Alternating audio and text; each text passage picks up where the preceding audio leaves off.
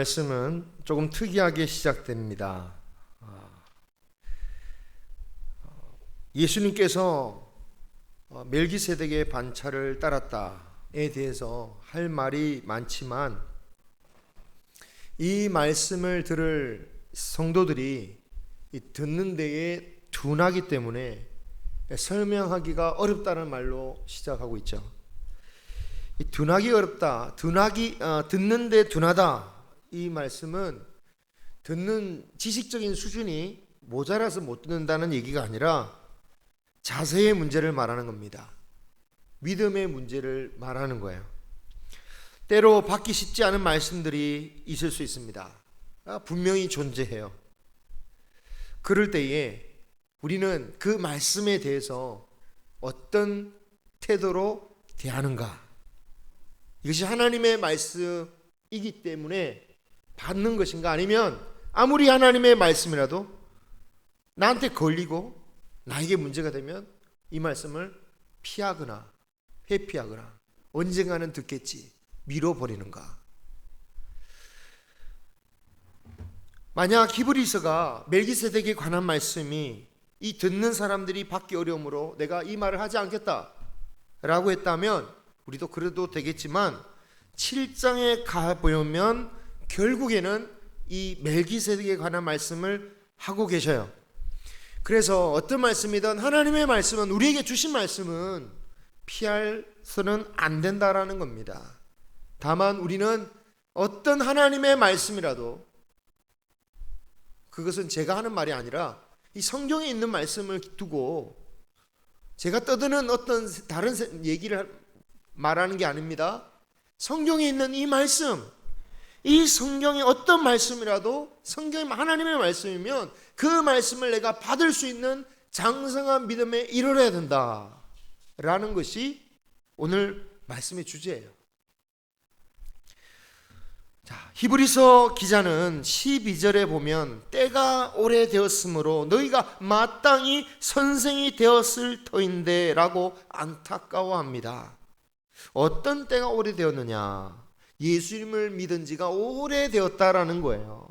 예수님을 믿은 지가 오래되었으면 이제는 다른 사람을 가르칠 만한 선생의 수준에 이르러야 되는데 여전히 아직 그런 단계가 아니다라는 거죠. 이렇게 말씀하시는 걸 보면 이 듣는 사람들이, 듣는 성도들이 특별한 어떤 신학생이거나 앞으로 목회자를 꿈꾸거나 선생이 되려고 준비하는 사람들인가? 그렇지 않다라는 거죠. 그냥 유대교 출신의 평범한 유대 성도들이었습니다. 그것도 지금 핍박과 환난 때문에 흔들려서 예전 유대교로 돌아갈까 말까 막 고민하는 지극히 평범한 성도들이었다라는 거예요. 그러니까 일반 성도들에게 다 주신 말씀이라는 거죠. 그러므로 누구든지 믿는다면 남을 가르치는 선생이 되라는 그런 말씀이냐? 모두가 선생이 될 수는 없겠죠. 모두가 리더가 될 수는 없을 겁니다. 하지만 최소한 더 이상 말씀의 기초를 다시 배워야 하는 단계에 머물러서는 안 된다 라고 말씀하는 거죠. 우리의 구원은 매우 수준 높은 신앙의 어떤 수준을 요구하는 게 아닙니다. 우리의 구원은 예수님을 믿는다, 믿겠습니다 라고 하는 아주 단순한 신앙 고백에서 시작하는 거예요. 제가 시작이라고 말씀드렸죠. 그렇습니다. 믿음으로 구원을 받은 사람은 그것으로 구원이 끝나는 게 아니라 구원의 길로 가는 것입니다. 철로역정이에요. 철로역정. 철로역정에 나오는 크리스찬이 절대로 여행 중에서 그냥 이곳이 좋사오니 머물겠습니다 라고 하지 않죠. 그죠? 그 머물지 않듯이 계속해서 걸어가는 겁니다. 우리의 신앙은 단순한 신앙의 고백 하나 가지고 계속 머물러 있는 신앙이 아니라 계속해서 구원의 길로 가는 거예요.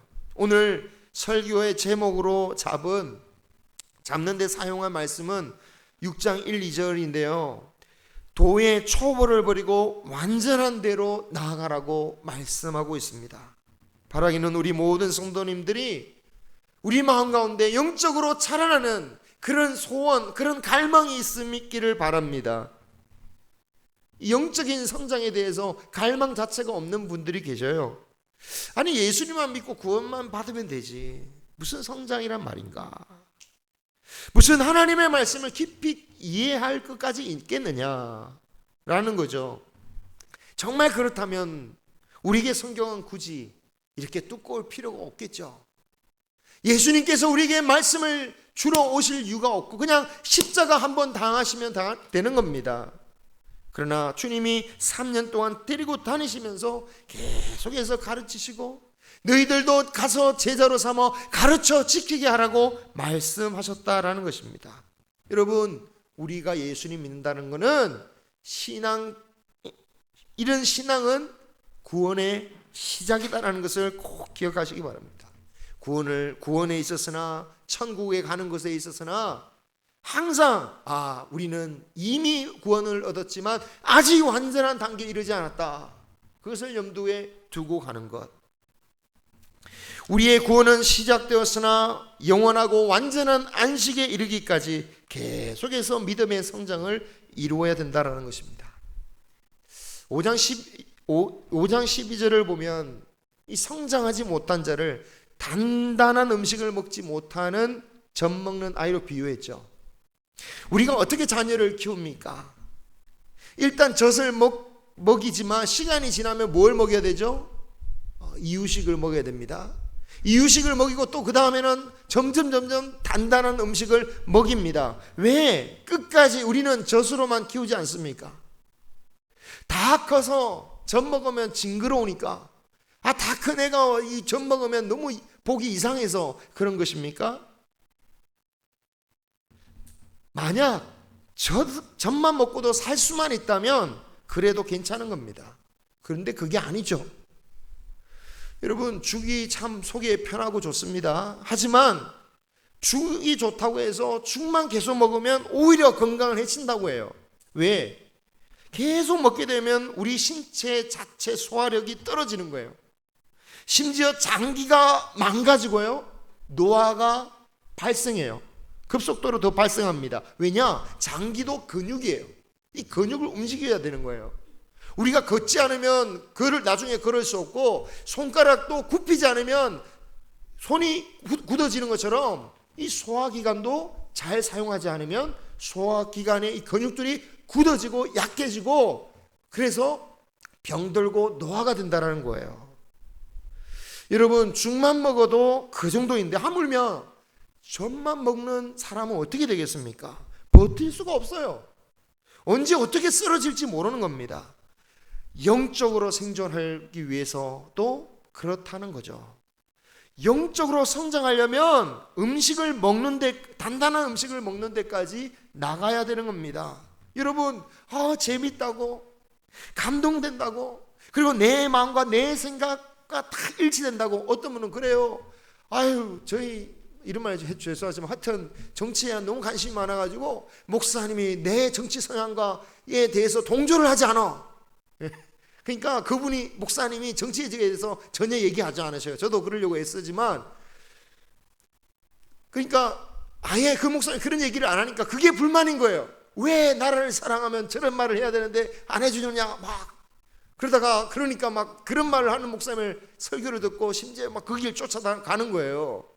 여러분, 내 생각과 내 마음에 일치하다고 그런 것만 받으려고 하고, 아니면 말씀을 들으면서 저거는 못 따라도 이 정도는 내가 받을 수 있겠습니다, 이 정도는 제가 이 말씀 받겠습니다 라고 그렇게 쉬운 말씀만 받으려고 해서는 안 된다라는 거예요. 왜? 그런 신앙으로는 외부의 환난과 시련에 넘어지기 쉽다라는 거죠.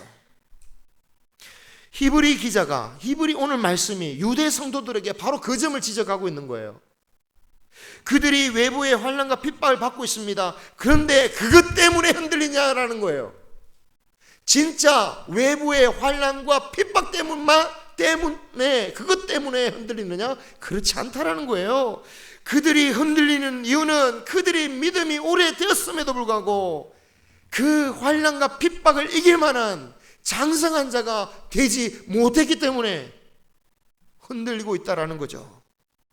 믿은 지가 한참이 지났음에도 불구하고 여전히 보호받아야 되는 영적인 갓난아기와 같이 저거 같은 말씀만 받으려고 하니까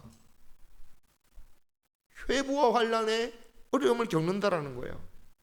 그래서 그들이 견딜 수 있도록 하나님께서 너희들이 환난을 당하는구나, 핍박을 당하는구나, 내가 다 없애줄게, 그렇게 해결해 주시면 좋겠지만 그것이 하나님의 완전한, 항상 하나님이 원하시는 해결 방법이 아니라는 거예요. 외부의 문제를 해결해 주는 것만으로는 절대로 믿음이 온전하게 설 수 있도록 하지 못한다는 겁니다. 왜? 장성한 자가 되지 못하면요, 아무리 유리관 속에 모셔놓듯이 안전한 곳에 심지어 성도를 왕처럼 대접해 주면서 신앙생활 하게 만들어줘도 그런 사람은 신앙생활이 위태로워요. 그렇지 않습니까? 그렇지 않아요. 무슨 핍박을 줘서 교회를 떠납니까? 그렇지 않잖아요. 잘 살고 잘 먹으면 오히려 그것 때문에 떠나요. 그래서 사람이 연약해지고 병들어 죽는 것은 결코 하나님이 기적을 주신다고 해결되는 문제가 아니다라는 거죠. 그래서 하나님은 요구하시는 거예요. 장성한 자가 되라고. 우리가 어려움에 처할 때 당연히 하나님께 기적을 구하고 능력을 구하고 그래서 문제를 해결하기를 원하죠. 그래서 기도합니다. 그리고 때로는 간증을 듣고 그런 다른 사람을 보면서 부러워해요. 그런데 여러분, 아무리 그런 은혜를 받고 감동을 받아도 잘하지 않으면요, 참으로 항상 그것만 추구해서는 안 됩니다. 때로는 그런 사람을 부러워해서 나도 하나님 그런 기적을 주십시오 했는데 안 들어주실 때가 있습니다. 정말 기도하고 금식하고 기도했는데도 안 들어주실 때가 있다니까요. 그러면 하나님이 나의 은혜를 부족하니까 주시지 않는 것이냐, 내가 간절히 구해도 못 받는 것은 내 정성이 부족해서 그런가? 꼭 그렇지 않다라는 겁니다. 장성한 자의 믿음으로 인내하고 견디고 그 가운데서 담대히 순종하기를 주님께서 요구하신다라는 겁니다. 하나님의 능력이나 기적을 체험해야만 믿을 수 있는 믿음은 어린 아이와 같은 신앙이에요. 물론 어린 아이 같은 신앙일 때는 주님께서 이런 기적을 많이 베풀어 주십니다. 그런데 그 목적이 뭡니까? 계속 이런 기적을 체험해서 끝까지 가라, 그게 아닙니다. 그 기적을 통해서 그것을 증거 삼아서 다음에 환난이 오고 기적이 없어도 그 믿음으로 견디라는 뜻입니다. 출애굽했던 백성들의 역사를 보면 딱 그런 거예요. 처음 그들이 모세를 통해서 하나님의 부르심을 통해 믿기 시작하였을 때는 그들의 믿음의 상태가 어떻습니까? 갓난아기예요. 갓난아기. 하나님에 대해서도 잘 모르고 약속에 대해서도 잘 모르고, 그러니까 하나님께서 그들을 마치 초반에는요 우는 아기 달래듯이 돌봐주셨어요. 아이들이 문제가 생기면 울잖아요. 그게 의사소통이죠. 화가 난다기보다는 어쨌든 울면서 자신의 이야기를 막 전달해요. 그것처럼 처음에 그 출애굽 백성들은요 문제가 생기기만 하면 어떻게 합니까? 원망해요. 울부짖었어요. 모세의 말을 들었다가 바로의 핍박을 받았을 때에도 그랬고요. 홍해가 자신들의 길을 가로막고 애국 군대가 뒤에서 쫓아올 때도 그랬습니다. 그리고 그 3일 뒤에 물이 없을 때도 그랬고, 다시 먹는 것에 대해서도 계속해서 원망을 쏟아냈어요. 그런데 하나님께서 시내산에 도착하시기 전까지 그 과정을 보면 그들이 원망했다고 막 야단치신 적이 없어요. 야단치지 않아요. 전혀 책망하지 않으십니다. 대신에 기적을 베풀어 주시면서, 그때마다 필요한 기적을 베풀어 주시면서 내가 여기 있다, 내가 여기 있으니 담대해라, 잠잠해라, 믿음을 가져라, 내가 너희들의 필요를 채워준다. 이 과정이 시내산에 도착할 때까지 계속 반복되는 거예요. 그런데 이 이스라엘 백성들이 시내산에서 언약을 받고 약속의 땅 가나안 땅에 이르기까지 그들은 전혀 변함이 없었습니다. 믿음이 자라지 않았어요. 장성하지 않았어요. 그래서 똑같은 반응을 합니다. 문제가 생겼습니다. 가나안 땅을 보니까 정복할 수 없을 것 같습니다. 예전처럼 똑같이 아이처럼 울부짖었습니다. 그 결과가 어떻게 됐습니까? 그들은 눈앞에 약속의 땅 가나안 땅을 두고도 결국은 들어갈 수가 없이 어른들은 광야에서 떠돌다가 죽을 수밖에 없었죠. 이런 과정들을 보면, 기적을 보면 기뻐하다가 또 어려움이 닥치면 또 예전 신앙으로 돌아가는 이런 젖먹이와 같은 신앙에 머물면은 안 된다라는 것을 말씀하고 있는 것입니다.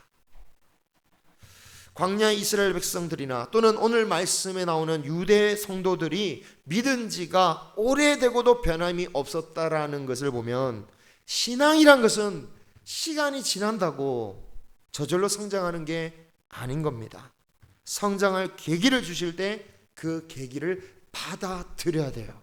받아들여야 돼요. 그 계기란 게 어떤 계기일까요? 인내하게 만드시면 인내하는 겁니다. 참을 수 없어도 인내할 기회를 주시면 인내할 때 잘하는 것이죠. 용서할 수 없을 때 용서할 기회를 주시면 용서할 때 잘하는 것이고요. 순종할 수 없을 것 같은데 순종하면 잘하는 것입니다. 내 감정이 가는 대로 내가 익숙하고 내 편안한 상태로 신앙생활을 하는 게 아닙니다. 또한 순종하기 어려워했던 말씀이 올 때 미루는 게 아니라 지금 순종하는 거예요. 13절 14절 젖을 먹는 자와 장성한 자의 차이를 이렇게 설명하세요. 자, 한번 보십시오. 13절 말씀을 표준 세번역으로 보면 좀 더 이해가 될 것 같습니다. 자, 없어요? 예, 오늘 PPT가 다 안 됐네요. 예, 승가대 거도 없고 이 말씀도 없네요. 제가 읽겠습니다. 자, 오늘 개역개정으로 보면 조금 이해가 안 되지만 제가 읽어드리겠습니다. 젖을 먹고 사는 사람은 누구나 다 어린 아기이므로 옳은 가르침에 익숙하지 못합니다 라는 뜻이에요. 옳은 선악을 구별하지 못한다는 말은 옳은 가르침에 익숙하지 못하니까 선과 악을 구별하지 못한다는 겁니다. 자, 옳은 가르침에 익숙하지 못한다라는 말씀은 반대로 말하자면 어디에 익숙한 것일까요? 올바르지 않은 가르침에 익숙하다는 뜻이겠죠. 당연한 얘기입니다. 영적으로 태어난 지 겨우 한두 살밖에 되지 않은 상태니까 당연히 영적인 것에 익숙하지가 않죠. 아직 그에게 익숙한 건 뭡니까? 거듭나기 전의 상태, 거듭나기 전에 수십 년 동안 살던 불의한 자로서 살던 세상의 습관에 훨씬 익숙하죠. 그러니까 익숙한 대로 하는 거예요. 선과 악을 구별 못하는 거예요. 그래서 젖 먹는 자는 어떻게 해야 됩니까? 익숙한 대로 살면 망하는 거겠죠. 자기의 익숙한 건 어쨌든 거듭나기 전의 삶이에요. 그래서 내 신앙이 이 정도 수준이니까 내게 익숙한 거 하면 돼 라고 해서는 안 됩니다. 왜? 악을 행해도 모르는 거예요, 젖을 먹는 사람은. 그래서 젖 먹는 사람은 연단되어져야 되는 겁니다. 단단한 음식을 조금이라도 먹는 연습을 해야 되고요, 젓가락질을 하는 법도 익혀야 됩니다. 이게 좋은 음식인지 독인지 악인지 약인지 구별하고 분별할 능력도 길러야 되는 거예요. 그래서 장성한 자는 어떤 사람이냐? 14절 보십시오. 지각을 사용하여 연단을 받아 선악을 분별한다라는 거예요. 지각을 사용한다라는 거, 이건 다음 말씀에도 연결됩니다. 이 지각이란 것은 IQ를 말하는 게 아니에요. 세상의 경험이 풍성한 것도 말하는 게 아닙니다. 영적인 지각, 영적인 분별력을 말하는 거예요. 내 감정대로 내 마음대로 내키는 대로 판단하는 게 아니라 무엇으로 판단한다? 말씀이 주시는 지식으로, 성령이 주시는 지식으로 그것을 분별하는 거예요. 그것을 사용할 줄 아는 거예요. 그냥 내 익숙한 대로, 내 몸이 가는 대로, 내 감정대로, 내 마음대로 가는 게 아니라 지각을 사용하는 거예요. 하나님의 말씀, 하나님의 지식, 성령의 지식, 그것을 사용하고 연단을 받는 거예요. 계속 하나님의 말씀대로 살려고. 왜 연단을 받을 수밖에 없습니까? 우리는 익숙한데 편하니까. 익숙치 않으면 실수가 많잖아요. 내가 선을 행한다고 했는데 상처를 줄 때도 많고, 그렇죠? 하나님의 일을 한다고 했는데, 하나님의 말씀 지혜를 받아서 일을 한다고 했는데 잘못된 경우도 얼마나 많습니까? 오히려 막 더 큰 분란을 일으키기도 해요. 그래서 연단 받는 거예요. 그게 장성한 사람이라는 겁니다. 연단 받는다는 거 말 그대로 망치질에 두드려 맞는 거예요. 하나님의 말씀이 내 마음을 망치질할 때, 그렇기 때문에 내가 그 마음의 문을 계속 닫는 것이 아니라 열고 순종하는 겁니다. 편치 않죠. 하지만 신앙생활은 마냥 부담 없는 평안함을 추구하기 위해서 온 게 아닙니다. 내가 이 교회에 와서 내가 정말 이 세상 고생을 했는데 내가 이 세상 와서 위로를 받아야지. 물론 하나님의 위로가 있습니다. 하지만 그 위로함과 평안함은요, 결코 부담 없는 평안함이 아니에요. 우리가 추구해야 할 평안함, 이것은 아무것도 안 하고 부담 없이 어떤 도전도 없이 그런 받는 평안함이 아니라 사명에 순종하기 위해서 받아야 하는 고난과 환난 가운데 하나님께서 주시는 그 평안함을 누리는 게 우리가 받아야 할 평안함이에요. 헤롯 대왕처럼 왕궁에서 대접받고 맛있는 거 먹고 호사를 누리는 그런 평안을 우리가 구하는 게 아니라, 예수님과 함께 배를 타고 가다가 폭풍우를 만나도 예수님이 나와 함께 계심으로 예수님으로 인하여 나는 평안하다. 내 영혼 평안해. 내 영혼 평안해. 감옥에 간다 할지라도 찬양과 기도할 수 있는 그러한 평안함을 우리는 구해야 된다라는 겁니다. 그래서 우리가 잘하려면 교회에서 대접받으려고 하고 편안해지려고 할 게 아니라 오히려 불편하고 힘든 자리를 맡아야 됩니다. 그런 일에 부딪혀야 돼요.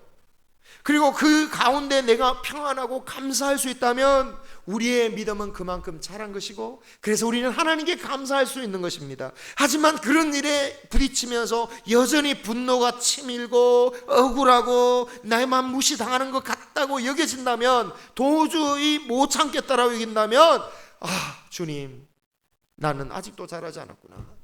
젖 먹는 아이와 같습니다. 주님 앞에 엎드려야 되는 거예요. 주님, 내 지식을 사용하게 없어서 내가 아직도 젖 먹는 아이와 같습니다. 오늘 설교 제목이 뭐라고 했습니까? 초보를 지나라는 거예요. 성경 6장 1절 초보를, 이 말씀이요 6장 1절에 초보를 버리라고 말하고 있습니다. 믿음의 초보란 게 뭡니까? 죽은 행실을 회개함과, 여기 보십시오. 6장 1절에 설명하고 있죠. 믿음의 초보란 게 뭐냐면 죽은 행실을 회개함과 하나님께 대한 신앙과 세례들과 안수와 죽은 자의 부활과 영원한 심판에 관한 교훈을 거듭해서 반복하여 배우고 확인해야 하는 단계의 신앙. 한마디로 기본적인 신앙을 다시 배우고 다시 닦아야 되고 다시 거듭해야 된다는 신앙을 말합니다. 왜 기본적인 신앙을 또 다시 닦아야 됩니까? 자꾸 죽은 행실로 돌아가니까. 자꾸 예전에 거듭나기 전의 모습으로 돌아가니까. 믿음이 없어서 부활도 믿지 못하겠고, 심판의 말씀을 또다시 배워서 그래 하나님인 우리의 마지막은 이때지, 기본을 계속해서 배워야 되는 상태. 이런 상태, 기본으로 계속 확인해야 되는 단계가 믿음의 초보를, 그런 초보를 버리라는 거죠. 그리고 완전한 대로 나아가라는 거 말씀하고 있습니다. 자꾸 기본적인 신앙에서 왔다 갔다 그러다가 안 돌아오면 어떻게 됩니까? 4절에 무서운 경고를 하고 있어요. 읽지는 않았지만 오늘은 12절까지 사실 말씀입니다. 여러분 4절에 진짜 무서운 경고를 하고 있어요. 굉장히 논란이 많긴 하지만 읽어보시면, 한 번 빛을 받고 하늘의 은사를 맛보고 성령에 참여한 바 되고 하나님의 선한 말씀과 내세의 능력을 맛보고도 타락한 자들은 다시 새롭게 하여 회개할 수 없다라고 성경이 말씀하고 있어요. 왜냐? 이 사람들은 예수님을 다시 십자가에 못 박는 자들이기 때문에. 다만 히브리 성도들이 그렇다는 말씀이냐? 그렇지 않습니다. 히브리 성도들에게는 10절에 그들이 아직도 구원에 속하여 있다라고 위로해 주셔요. 그 히브리 성도들이 구원에 속한 모습이란 것은 10절에 나옵니다. 주님의 이름을 위하여 사랑을 나타내었고 성도들을 섬겨왔고 또 지금도 섬기고 있는 모습들, 그 모습들을 11절에서 뭐라고 하냐면 내가 정말 원하는 소원이 있는데 그 소원은 성도들 한 명 한 명이 이와 같은 다 같이 이와 같은 부지런함으로 끝까지 소망의 풍성함에 이르기를 바란다. 그리고 12절 게으르지 않고 믿음과 오래 참음으로 약속들을 기업으로 받은 자들을 본받는 사람들이 되라 라고 말씀하고 있는 것입니다. 말씀을 맺습니다. 오늘 말씀이 말하는 것은 신앙의 기본에만 왔다 갔다 믿음조차 없어서 막 흔들리는 그런 신앙에서 이제 벗어나죠. 완전한 대로 가라. 이제 나의 믿음이 어떤 안에 머물 게 아니라 주님이 말씀하셨듯이 사랑을 이루고 섬기는 것을 이루고 하나님 앞에 정말 연단되어지는 장성한 믿음이 되시기를 소망합니다. 축구 경기를 보면 1점을 먼저 넣고 지키려고 수비만 하다가 오히려 역전당하고 지는 경우들을 보게 됩니다. 지키려고 하면 가지고 있는 것도 빼앗기더라는 거죠. 젖만 먹는 신앙, 겨우 내 신앙만 자꾸만 이렇게 돌이키는 신앙, 그런 신앙이 아니라 받아들이기 쉽지 않은 그 말씀도 아멘, 내가 한번 도전하겠습니다. 그 말씀을 받고 그 말씀도 소화할 수 있는 저와 여러분이 되시기를 소망합니다. 그것이 우리가 받은 구원을 지키고 구원을 이루어가고 완전한 곳으로 가는 비결인 것입니다. 기도드리겠습니다.